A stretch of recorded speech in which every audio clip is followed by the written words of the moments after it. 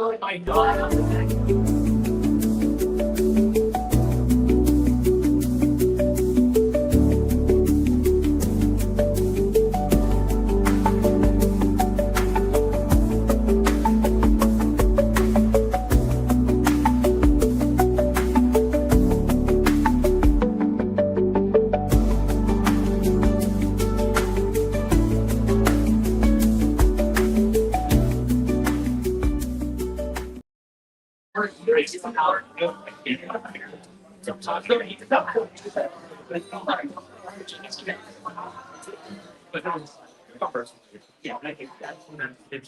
Hello, everybody. Hello. Welcome.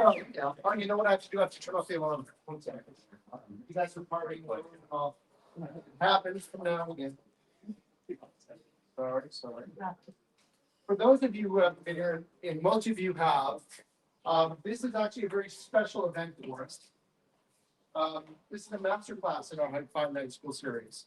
The Night School series was started to raise money for LA Vista schools and their music programs. And last year we raised around $5,000. And I can tell you that as of today, we've also raised $5,000 for this year, and we're not even done yet.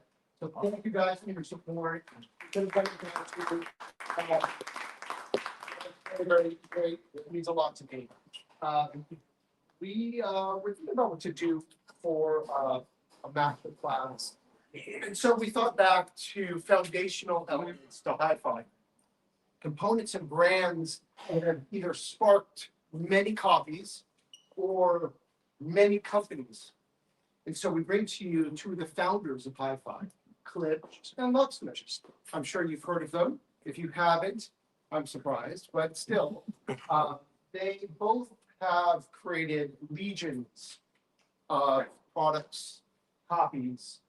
In the case of Luxman, many other brands. It's crazy if you think about their kind of seed ground for many other companies, all while maintaining their original ethos and just slowly growing on that.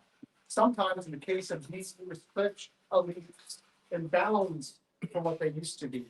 But I'm very thankful that we have some very important people from these companies to talk to you, to answer some questions, and then obviously the most important thing, we get to listen to the system. So without further ado, I'm going to introduce Randy Bingham from Rhythm Distribution, in charge of Luxman for America, and Roy Delgado, if he's somewhere around, wherever he is. I see everybody. Sorry, I wasn't here to be here.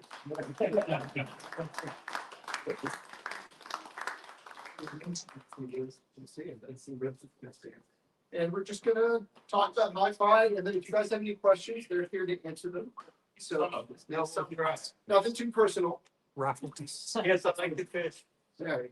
Oh, by the way, we do, hopefully everybody who came got a raffle ticket. We got some great prizes for you guys towards the end. You guys didn't get a raffle ticket? Come see me. There you go. The handsome gentleman, yes, so search it out. Let's go. Welcome back.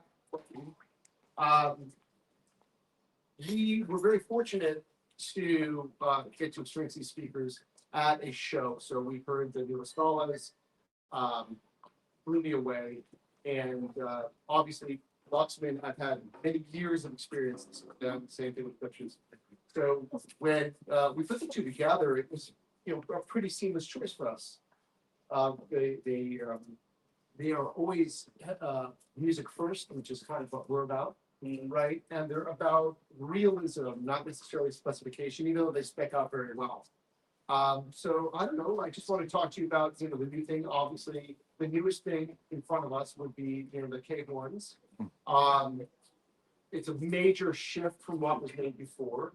And I think, Roy, you know more than I do about them. So if you want to talk a little bit about the new iteration of the Scala and the K-horn. Well, I wouldn't necessarily say that it's an unforeseen step. I think that it's a step that kind of fit in with Paul's trying to do anyway. Right. Paul Klipsch and I used to talk a lot about, how we saw speakers eventually getting into a certain, design direction, the kinds of things you always talked about.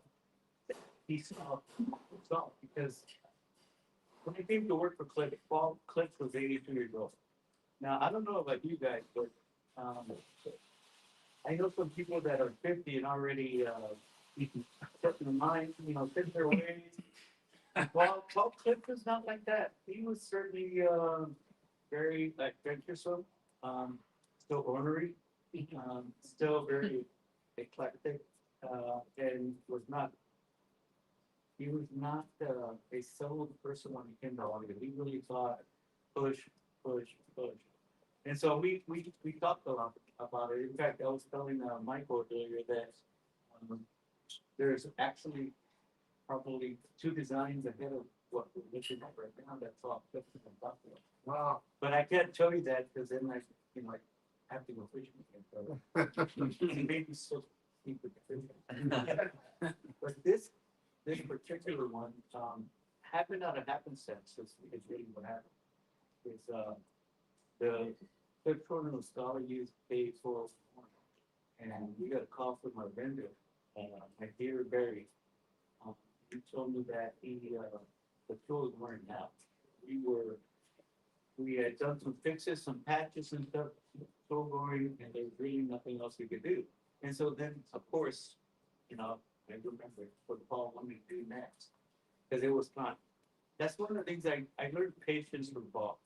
We worked on something together and we put it up on the shelf, and I'd say, so what's the 1 minute now? And he goes, when it's time, it's time. And so it was time. And so we designed this new memory form. I also wanted to take it fully active, because back in 1993, Terry Geist and I were playing with some crossovers, and Paul, we did a clip form back then, and we showed it to Paul, and his remark was, "What did we do with that speech?" And I said, "We screwed it up, Paul." That's what we. And so we were just beginning to get into that. So, but I was convinced by other guys like that Bonehead and Mike Dyer, Peter Bonehead. I'm the chief kid, so I know Bonehead a mile away. And so, and Mark Casavan as well, that maybe we should offer as much. Yeah. We bring it in with a passive, and if you want to go active, because it requires, 2-channel amp versus 6-channel amp. And so we decided to offer that. And I think that gives the user, because and we published the frequency responses of the passive and the active details. There is no boost in the bottom end. Nothing like that. I want the natural sound of the company. And so with that, I said, okay, it's time to rip it. And if you look at the back, it looks like a patch pig, right? It really does. It looks like, you plug in, right? You plug it for sure. So, but we try to make it flexible. I think it's, for us, we meet so many different types of clients, and everybody approaches their own system differently, right?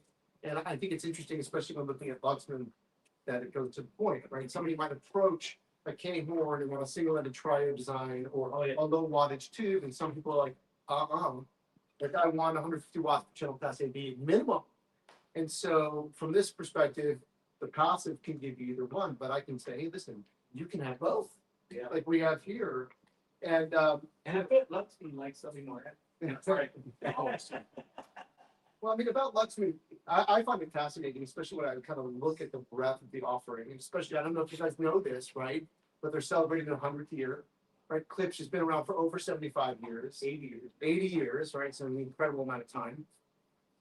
But the company has vastly different approaches. You have tube integrators, two preamps, two amplifiers, right?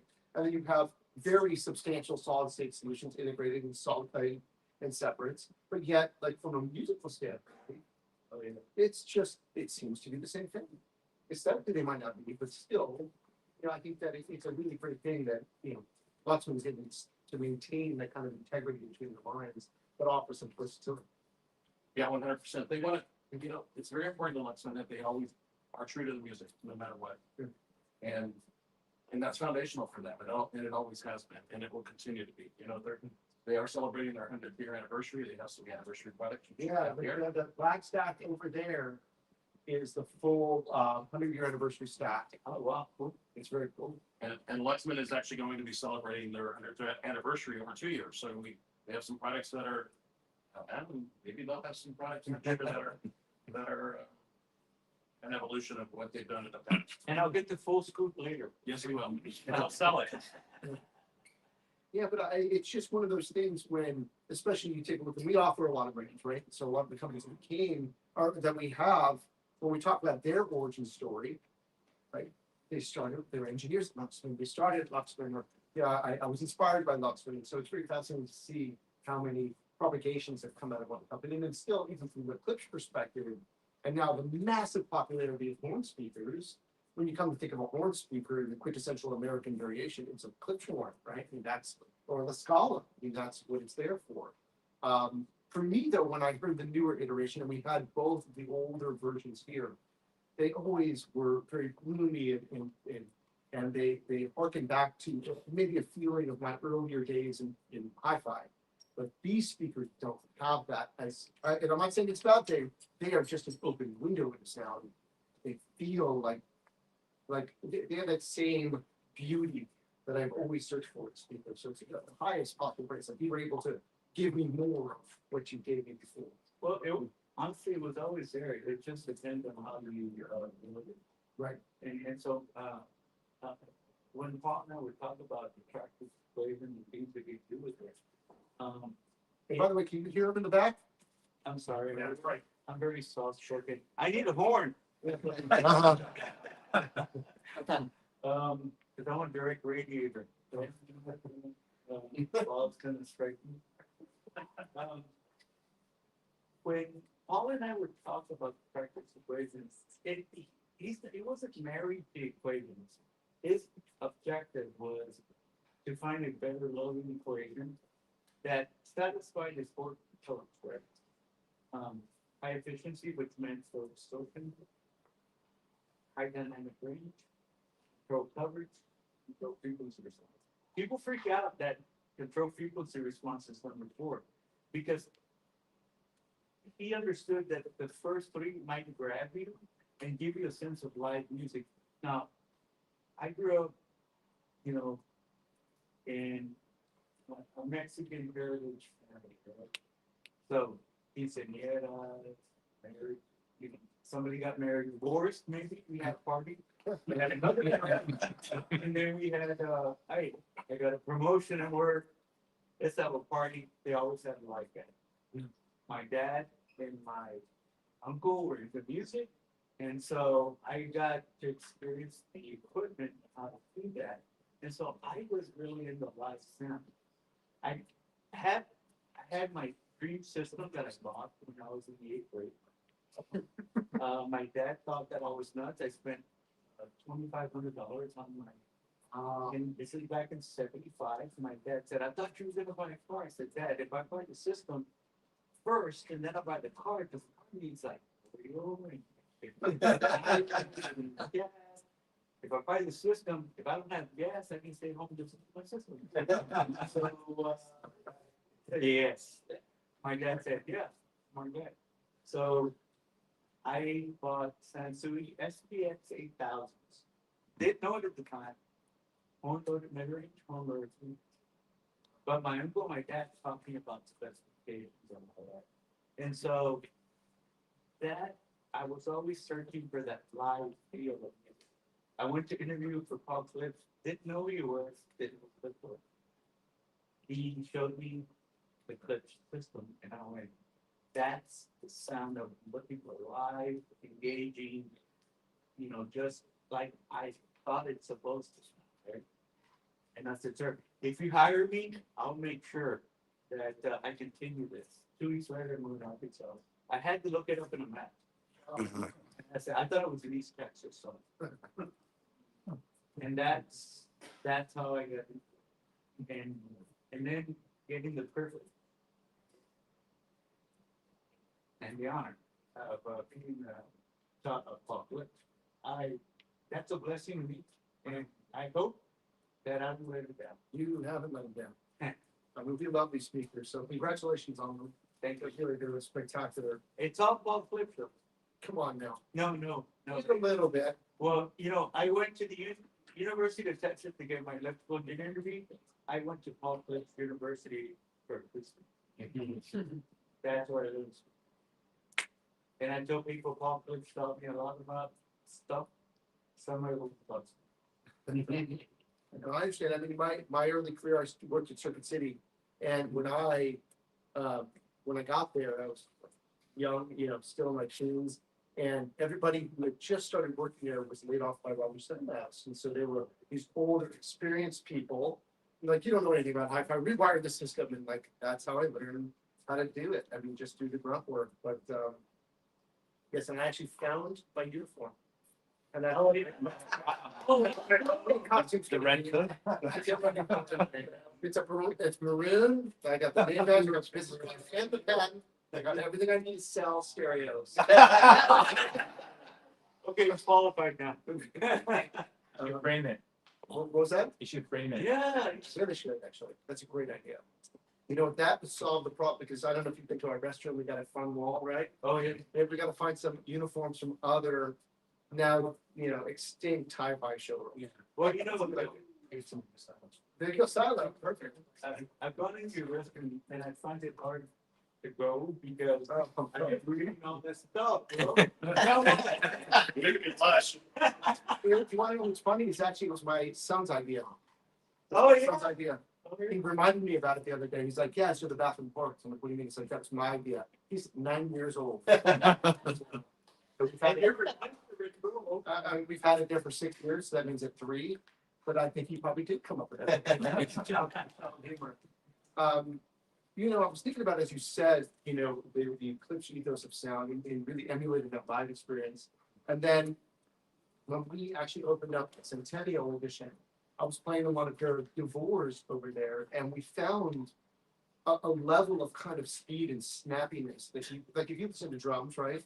There's a difference between it sounding like a drum, like feeling like there's a drum kit in the room. And I think that, for me, people ask me often, like, why is Luxman so beautiful? There is an expediency to it that isn't artificial and digitized. They make beautiful CD players. And I don't know if you have any thoughts about, how they come or how they approach their craft and their sound, but it's a really vivacious tone, even from their G track.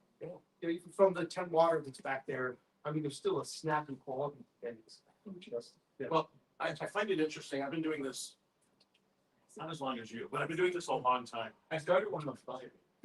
I was 8. And I always found it, I remember when I first started, I'd read through the specs and I get all absorbed by that. And then as time went on, I realized that it's so misguided, because it's really about the design and the integrity around continuing to have that audio presentation that gets you as close to the recording that you can.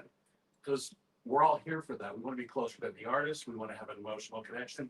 And when we hear a system we like, it happens like that. It doesn't take any time, and it just happens really quickly. And then you have that emotional connection, and that's what works for you.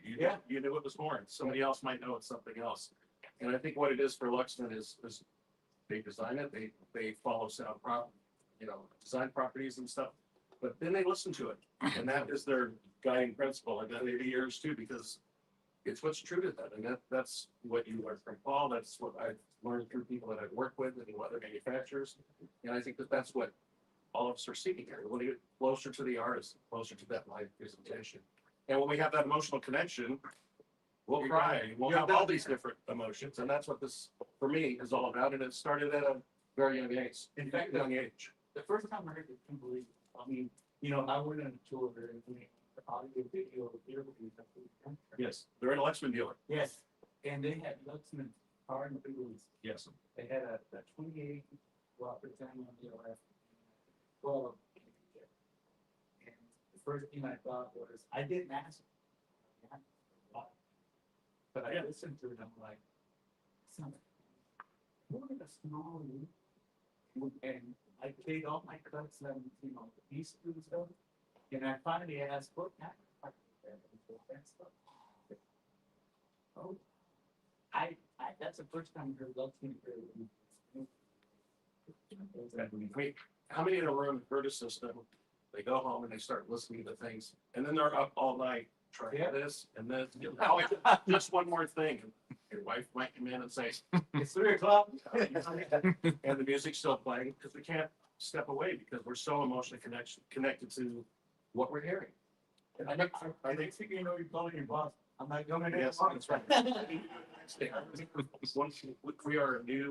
the new Luxman this year. We started in February.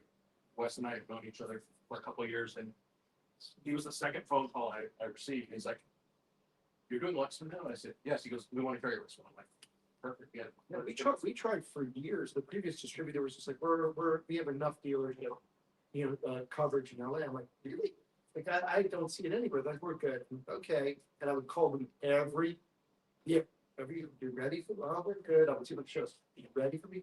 So like the minute that you called, I'm like, just send it to me now. I will take it. I just think that, a lot of times, even a lot of people ask me, like, how do you fit these people like that? How could you possibly fit? Like, well, really, it becomes a piece of furniture, right? And there are many, many solutions there from, the heresy on up, right? So there's many different solutions, but there's a realism needed to, it's a pro, as big as it is. Luxman, too, has a respect for the fact that you're going to use it, right? It's a product that is utility. Yeah, right? It's user. I can use everything I need is right here. You know what I mean? And a lot of companies, sometimes you have to go into menu systems or whatnot. In this case, you don't. And I just really respect the fact that they understand that humans have to touch it. You know what I mean? And it's a big thing for me. But beyond that, it was the sound, pedigree of it, Managed that. When we got our first shipment, and I received it at the house, and I opened the box, everything is taped perfectly. Because I've worked for different manufacturers, and it's interesting to see the pride in how the product is packaged and what it's like for the consumer. I really like to experience that. When I unbox the Luxman, they have these caps that go on the back of each RCA and all the connectors on the back. And there's an L on the back. The L's are all perfectly lined up. And they just take great pride in it. When we worked the show with them, the engineer was there, and he wanted to do it all. He wanted to make sure the speakers were placed exactly how he wanted them to be placed.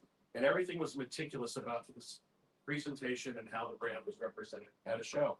And you don't always have that. So that pride runs through everything that they do. Yeah. And it's very it shows. palpable. When I go to a show, I just want to make sure they have people. You know why? Because when you play the speakers and it really comes across, especially when we had that stuff. I mean, you play that one song and it kind of just takes you back, right? Whether it was good or bad, it takes it back. And very few systems I've ever been involved with can offer that kind of emotion, because you know what? You can have the specification, you can do all this, you can have that, but ultimately what it comes down to is the emotional experience, because music, that's what it's supposed to do, right? When you go to a concert, right? When you go to a club, you hear about music. They play a song that you've been waiting for or that you hadn't heard in a while, and it kind of just grabs you by the blue roots and says, "Hello, you remember this?" Yeah. Can you imagine watching a major motion picture without the music?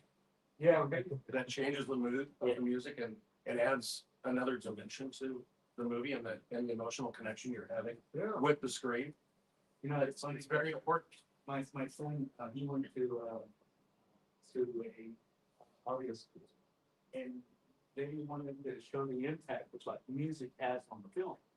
And they took The Shining, that scene where John Nicholson, was an axe on the door, right?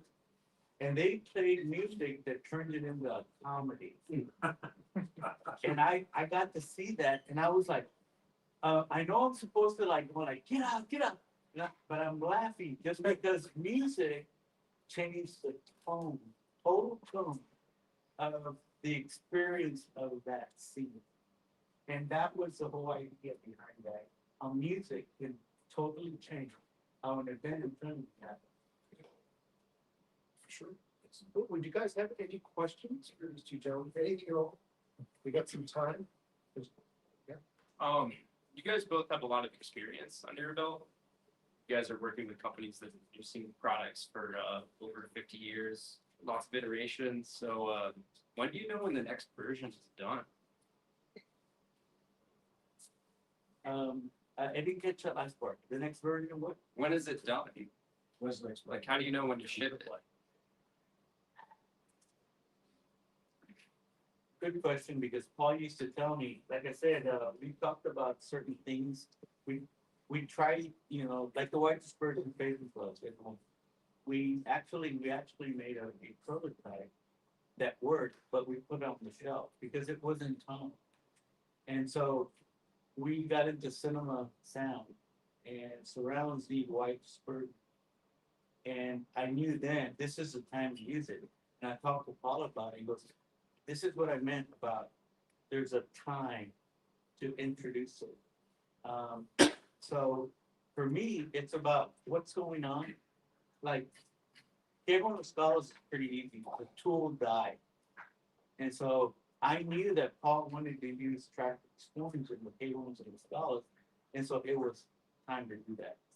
So a lot of times, I don't know if it's necessity, but it's the practicality and the use of it. And I think, just to add a little bit to that, I think that it depends on the manufacturer, but the manufacturers that I've worked for, and especially Luxman, they want to wait till it comes to a point where there's actually a time that's going to add value to the customer. Otherwise, there's, because there are companies that do it every 1 year, 2 years. Luxman, as an example, they don't do that. They wait until they have significant advances in the technology that are going to be of value to the customer. Otherwise, it's just, you're not having integrity to your brand. Yeah, what are some interesting up and coming trends you've been seeing lately? 2-channel. Yeah. I think it's weird. People are getting more into their music. And 2-channel is actually making a comeback. I never left it because to me it's always cyclical. And I learned early in my career that things would go like this. And so I decided to just grab a bucket and sit in the middle and wait for them to come back. So 2-channel seems to be coming back. Vinyl obviously has made a good impact again. But they're going back to the heavier brand platters, right? That makes a difference. That makes a difference. And I even heard that CDs are coming back, and I'm going like, oh yeah, I remember them. I remember them. Because I'm that old, bro. I remember 8-track. When that comes back, I think I'll retire. Well, I mean, from my perspective, in terms of trends that I see, the last one, not 8-track, but CD players are coming back with gusto. And I think that the reason is that the technology is finally caught up with the media itself. And now what you're presenting is extraordinary, even through inexpensive CD players. I mean, I'm not going to say a $4,000 CD player is inexpensive, but relative to its performance, this would have cost $12,000. Years past, it would cost even more. And you're like, okay, well, that's one thing. But also the fact that you can actually buy CDs and you don't have to spend $30 to $50 an LP. You can go to a place or garage sale, you might be able to pick up 100 CDs for $100. I love doing that. I really enjoy that. And going back through my history, I'm a kid of the 90s essentially, right? All that stuff was on CD. I had my record player, right? With all the hip hop, all the crazy stuff that was burned for me, that never came out on a record, but I can play it. So for me, I think CDs are coming back. I think the notion of active systems are really becoming more popular. I think if people find the advantage of, listen, I can maximize my system, let's do something active. I see people that are completely ditching the notion of having a crossover at all, just working completely with DSP models. Whatever works for the design of it. But we're seeing more of that come out. Some are successful, some are not. Obviously, form-loaded designs are very popular. And also, frankly, which I find interesting, but I think with the technological advances in a lot of the companies, the ability to fit the performance of separate integrated amplifiers you're getting pretty close, and then they really have to outdo themselves with separate, which they do as well. But you're able to get great value in compact form factors. So now that opens up the possibility of people being able to say, like, I wasn't able to fit it before, but I do have like, I got 2 shelves on my credenza. What can we do? Like, I can do a complete digital setup there and a turntable, and you're off running a pair of speakers. So I think we're at a point in my field when I take a look at whatever gets offered my way, mostly incredibly high performance integrated amplifiers, incredibly high efficient speakers, horn-based stuff, and active systems, which we really don't need too many of. Active systems are really meant for those who can do this spread, and that isn't necessarily something feasible for most homes, but it really does work. We love it when we can do it. Well, I also think that the craze of taking an audio file and doing it individually and saying we can delete all this stuff, kind of took the life out of music. Right. Well, and I want to, I have a comment about that. When I was at a company in 2005, 6, 7, and MP3 players were, you had the Apple iPod, thank you. And I loved it personally because I could go to the gym, I could have all this music in a form factor that was practical. And I remember arguing with my colleagues. And then I found an article, it was a UConn article where in 2007, the students at UConn were spending more money on buying music, iPod files, than they were spending on partying, on beer and alcohol. That wasn't me. I know that. So, my point is, and then I said, so as I was sharing this with them, I said it brings younger people, will bring younger people into the audio industry, which is needed because a lot of people didn't know. And then it'll start to have streaming because internet speeds will go up, and that's what's happened. And the amount of music you can have at your fingertips today is awesome. Yeah. And the types of files you can listen to, and even if you don't like fully the resolution and the performance of Spotify, for example, it's got all kinds of different versions on some music that is really kind of cool to listen to. And I like those aspects a lot too, because there's a time and place to sit down and listen and do critical listening at where you want to do a high-res file, and you just want to listen to music, and you're at the gym. Right. Well, and I think when they listen to certain, they sat down and listened, they really get engaged with the music, they missed that song. And that's why they wanted to go back and find out how did that happen? Right. And can I get it back? Yes. Well, they did a study. I was talking to a filmmaker, and I was talking to this filmmaker about why they chose a specific format. And the explanation was that if I shoot on film and I project it on film, it's going to bring your blood pressure up. You're going to feel more anxious when you watch my movie, and I want you to feel anxious. So I'm going to present it to you that way. Whereas if you watch something on TV, for some reason, the refresh rates on screen, television screen, actually lull you into a little bit more of a relaxation. I love to watch TV, and I fall asleep to TV all the time. I just am that guy. But you can't do that if you're watching it projected at you. You're watching the movie, right?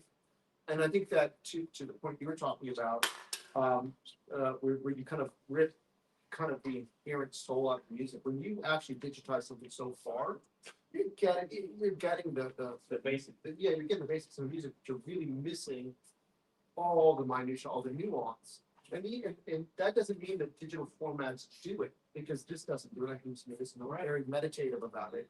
But I think that companies that allow you to, or bring the humanity back to the presentation, that really takes some talent. And I think that Apple, I'm not going to comment about them, but that was really more of a spec thing. I need to fit 100, records on something this big. So, even Steve Jobs was cognizant of this big audio file. It was just more of a fascination if I could fit 50,000 tracks on iPod. So yeah, interesting. Do you have any other questions? Hurry up, because I gotta pee. Yeah. Should be. Have you recommended any books for someone that's new to the industry and wanted to learn? Any books? Any books on People that are new to the industry. Robert Hartley has a great book started, John, in front of you. Robert Hartley. Robert Hartley from the he from the Opposite Sound wrote it's a kind of it's a it's a great how to, a lot of it around audio and its evolution, and it's a great book. Robert Harley was the one that wrote. He's the editor of the Absolute Seven. I'm trying to remember his name. He actually used to work for Klipsch. He started Synopcom. He wrote a couple of books that talk about the intricacies of sound systems and how they work. Sound system design, I think, is one of his books. And also, if you can read some of his books, they give you a general direction, but ultimately what it comes down to is, I'm gonna tell you what Paul Klipsch told me. When I got interested, I was all in on design and form, freshman graduate spaces today, and stuff like that. Paul Klipsch would give me a taste.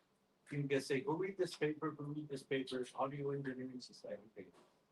Go read these papers, And then I would read them and I was hungry. And I would say, Paul, okay, what next? He goes, that's enough. And I go, well, then why? No, Paul, what do you want? I want your mentorship. I want to further. He says, if I show you all these papers, you'll follow their paths. You need to blaze your own path. And that's where ingenuity and creativity. And I said, that sucks. I don't believe that, Paul. But he knew what he was doing. And so you need to read just enough to get dangerous. Hey, you said that technology for CDs is catching up with the equipment or vice versa. Vice versa, yeah. Okay. Yeah, I think that, I guess, to go backwards, digital to analog conversion, what we're doing with the CD essentially, has gone through many iterations, and you're finding now that a lot of companies are going further in specification. They're trying to reach some signal to noise ratio and get you these buzzwords that you'll buy the product. Sure. Some of them are valid and some of them are not. And I think you have to listen to the product to make sure it's right for you. But I'll go back years ago when I was doing a review for 7 different DACs. And my favorite DAC out of everything I listened to was a Lecter 2496. It was a tube DAC from Italy. And everything else I had could do all the formats, ESP 24192, you name it. Everything else could do all these crazy formats, but this old DAC didn't. So why did it sound better? And it really got to the point where they spent all of their efforts. They were using off-the-shelf chips and whatnot. They were spending all their efforts on voicing the output stage of that device, so it sounded musical. And I listened to it over and over again, and I compared it. This took months of me to do, but I just kept on coming back to this DAC. And so I think what happens now is that with the dominance of record players in people's systems and the comparison between, does it sound as good as my record player? Can I get a CD player that sounds as good as my record player? A lot of companies have had to go back and said, are we forcing this properly? Are we not just giving you a spec, but we're giving you a product that just sounds good? And so I think that right now we're in that time where people are realizing that, CDs sound really good if you treat it appropriately. And once again, like all the stuff that we've had from Luxman, there's other companies too, but like they really just sound great. I put on a CD, I'm like, I can't believe it sounds this good. I can't believe it. And even when you compare it to streaming, I like the CD better. Unless in streaming is higher resolution. So red book to red book, the CD is going to sound better. I think. You're right. I think you're paying a lot more attention to the output stages. Yeah.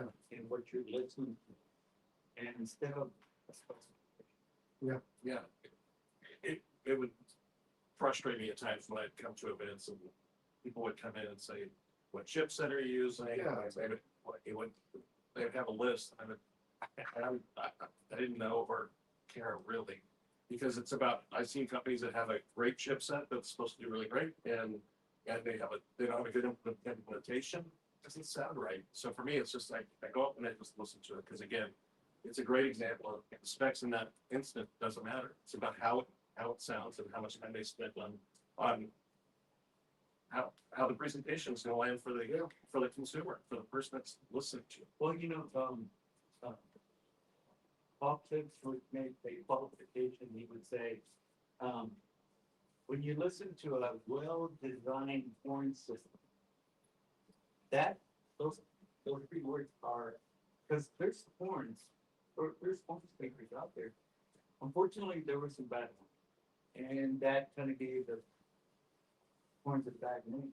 But he would say, when you have a well-designed horn system, it's very hard to read for that liveliness, or that dynamic range, and that accuracy of just live. Because I can make a pretty crappy horn piece if you want.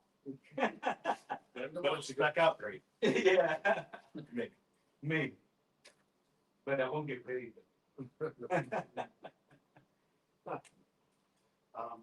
When you guys are testing out a new system or speakers or something that you come across, it's the first album.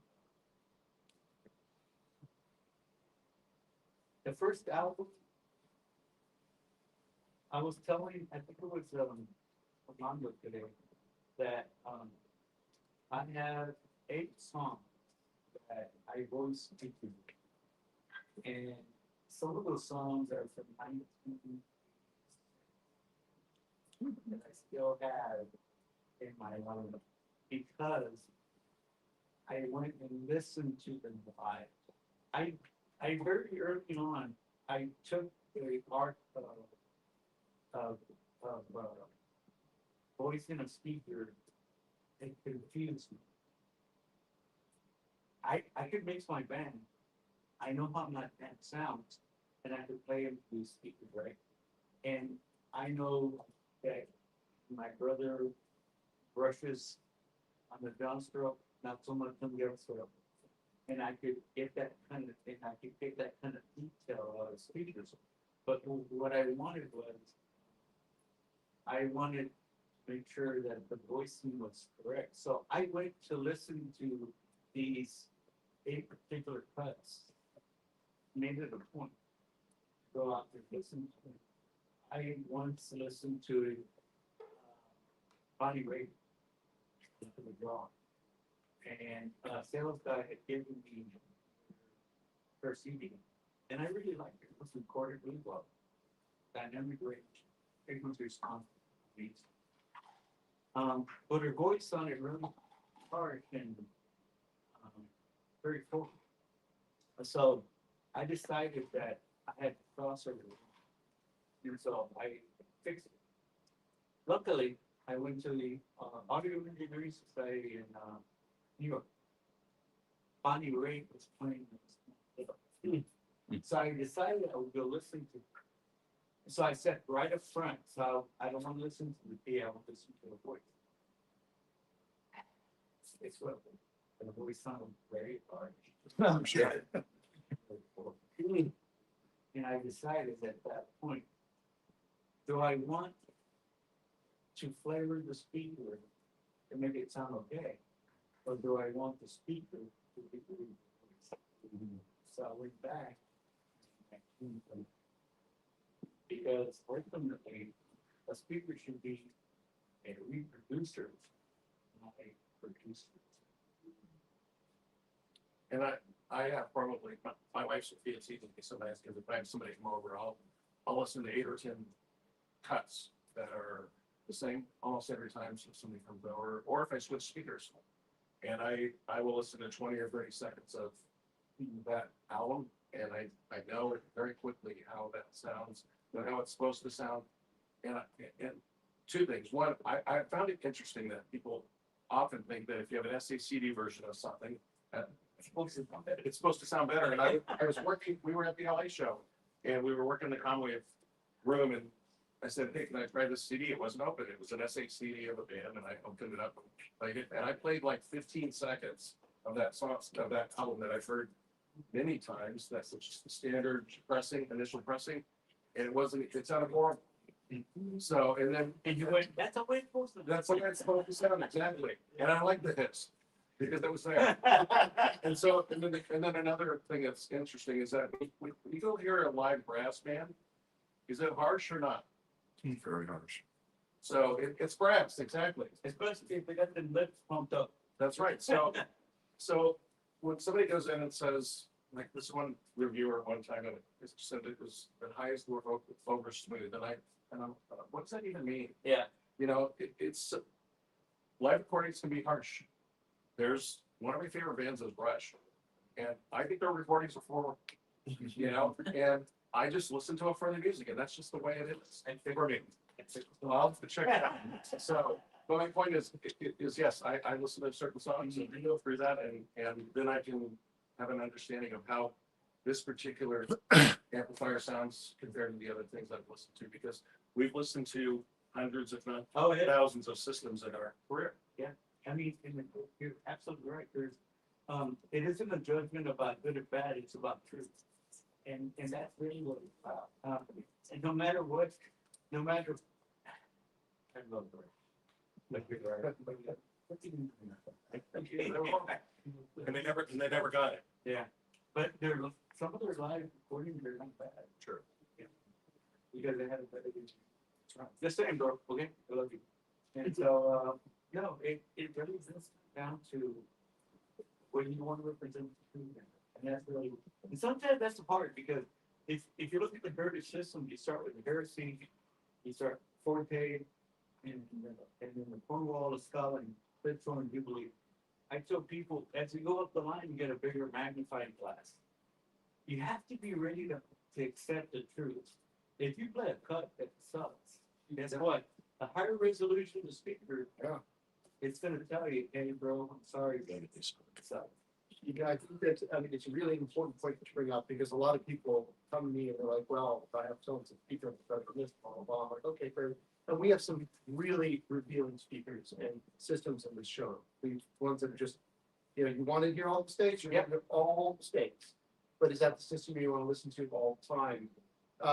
So my only advice to you in terms of picking an album or picking albums is, if you've had an emotional response to a recording, just pick that one, right? And use it over and over and over again, because you'll know if it was correctly reproduced, if that emotional response.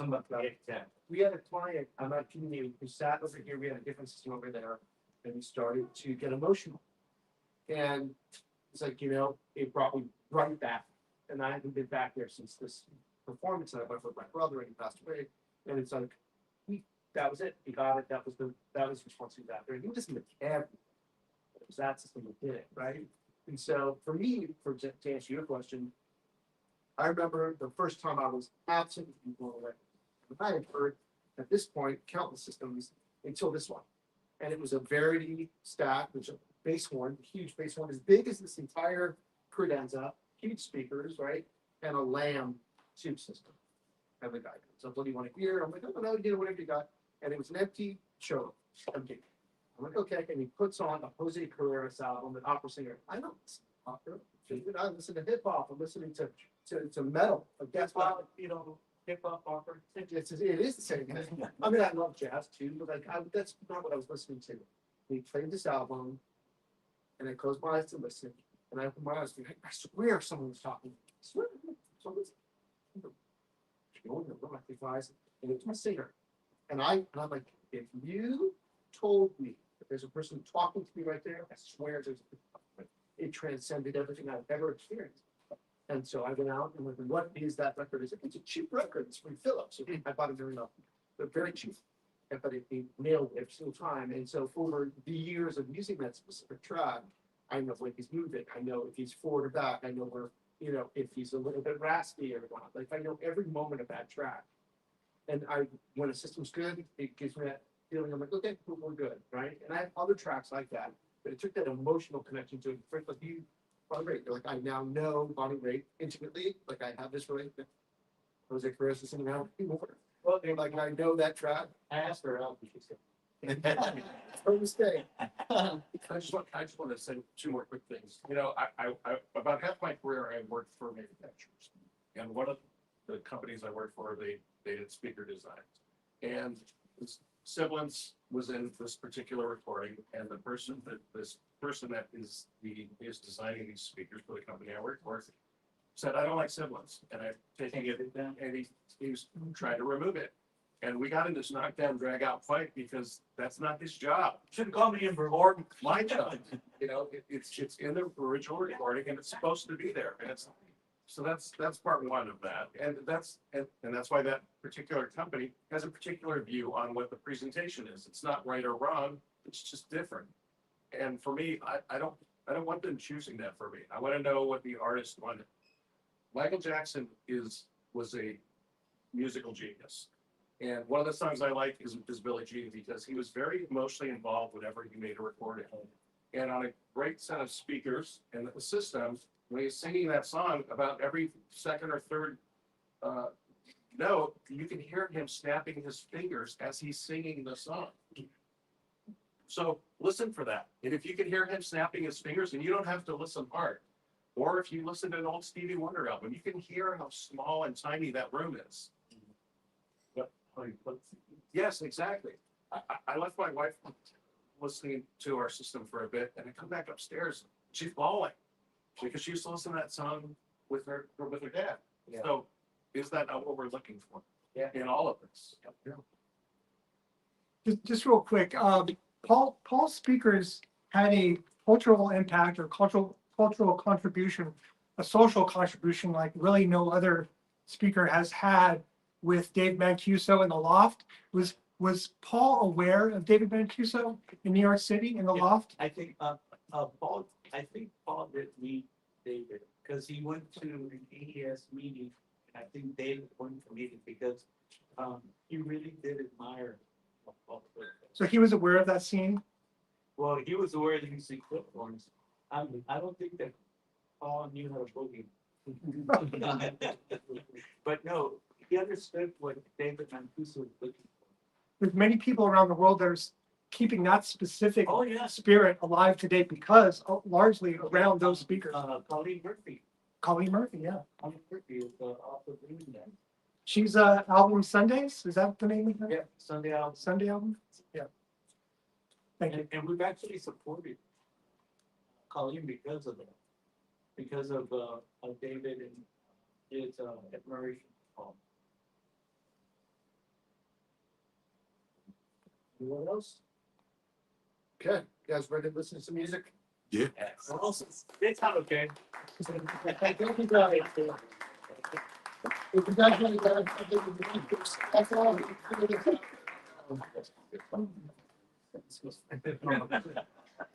Use that restroom.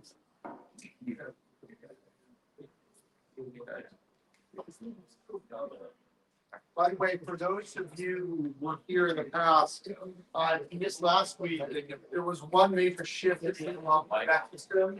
Now we're using a Lexi Coilstone.